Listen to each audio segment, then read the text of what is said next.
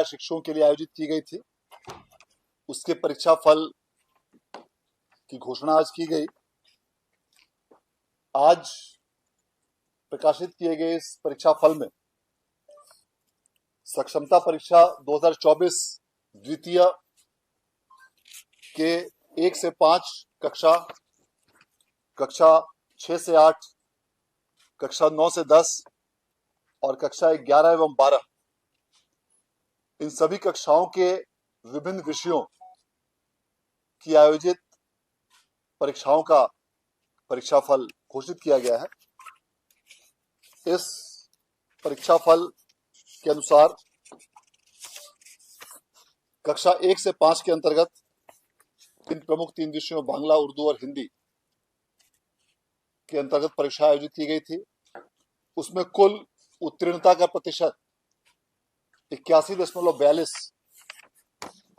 रहा है। इसके अलावा कक्षा 6 से 8, जिसमें कुल 7 विषयों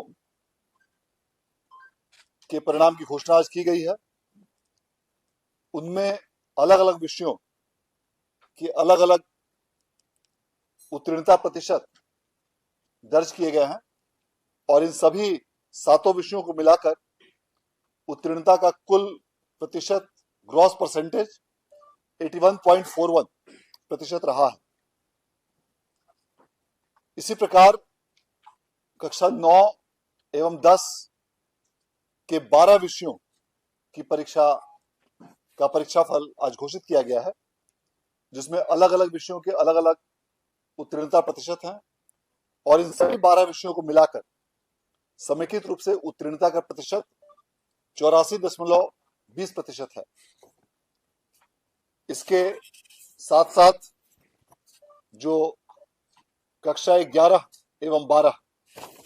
के लिए आज कुल 22 विषयों के परीक्षाफल की घोषणा की गई है। इन सभी विषयों में अलग अलग उत्तीर्णता प्रतिशत संबंधित अभ्यर्थियों को प्राप्त हुए हैं और इन सभी 22 विषयों को मिलाकर उत्तीर्णता का कुल प्रतिशत 71.4% है। इन सभी परीक्षाओं में कक्षा 9 एवं 10 के 5 विषय यथा संगीत, हिंदी, गृह विज्ञान, नृत्य एवं फारसी और कक्षा 11 और 12 के 2 विषय गृह विज्ञान एवं इतिहास, इनकी पुनर्परीक्षा इसी महीने 13 नवंबर को आयोजित की गई है, जिसका परिणाम इस मंथ के अंत तक घोषित किए जाने का लक्ष्य रखा गया है। इसी के साथ साथ सक्षमता परीक्षा तृतीय के आयोजन के संबंध में भी निर्णय लिया गया है और सक्षमता परीक्षा तृतीय के आयोजन के संबंध में बिहार विद्यालय परीक्षा समिति द्वारा विस्तृत सूचना के साथ विज्ञप्ति का प्रकाशन आगामी 25 नवंबर को किया जाएगा और 26 नवंबर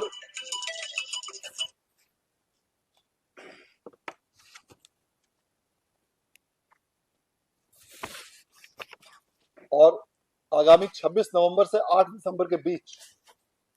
इस सक्षमता परीक्षा तृतीय के लिए फॉर्म भरे जाएंगे और इन सभी फॉर्म्स को संबंधित सभी जिलों के जिला कार्यक्रम पदाधिकारी स्थापना द्वारा 10 दिसंबर तक बिहार विद्यालय परीक्षा समिति को अग्रसारित किए जाने के संबंध में लक्ष्य रखा गया है। इसका मूल प्रवेश पत्र 19 दिसंबर को जारी किया जाएगा और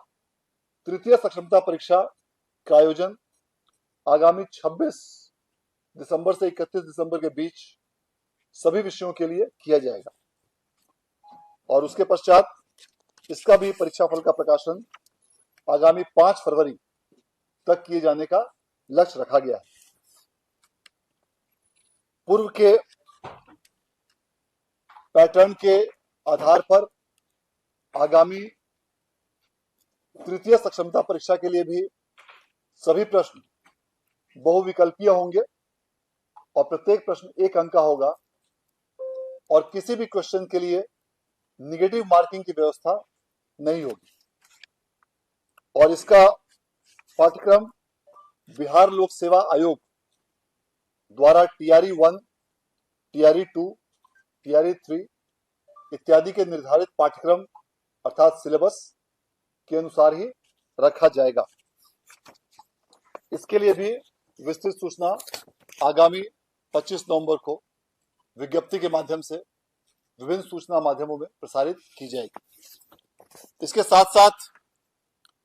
एसटीईटी की परीक्षा का आयोजन बिहार विद्यालय परीक्षा समिति द्वारा उसके परीक्षा फल की घोषणा भी अगले सप्ताह की जाएगी और उसके संबंध में भी विस्तार पूर्वक अलग से अखबारों एवं अन्य माध्यमों से विज्ञप्ति की सूचना दी जाएगी। जो भी इस द्वितीय सक्षमता परीक्षा में अभ्यर्थी उत्तीर्ण हुए हैं उन सभी लोगों को बिहार विद्यालय परीक्षा समिति की ओर से, शिक्षा विभाग की ओर से, राज्य सरकार की ओर से मैं बधाई देना चाहता हूं और साथ साथ यह भी अपेक्षा रखता हूं कि जो भी अभ्यर्थी किसी कारणवश इस द्वितीय सक्षमता परीक्षा में उत्तीर्ण नहीं हो पाए हैं उनके लिए जो तृतीय सक्षमता परीक्षा का आयोजन किया जा रहा है उसमें वे पूरे मनोयोग के साथ उसमें भाग लें ताकि सफलता आपके पास निश्चित रूप से आपके कदम चूमेगी। और इसके साथ साथ अन्य भी जितनी प्रकार की इसमें अलग अलग सूचनाएं हैं उन सभी सूचनाओं को भी हम लोग समय समय पर विज्ञप्ति के माध्यमों से प्रसारित करते रहेंगे। इस बार द्वितीय सक्षमता परीक्षा के उपरांत एक प्रमुख बदलाव यह प्रस्तावित किया गया है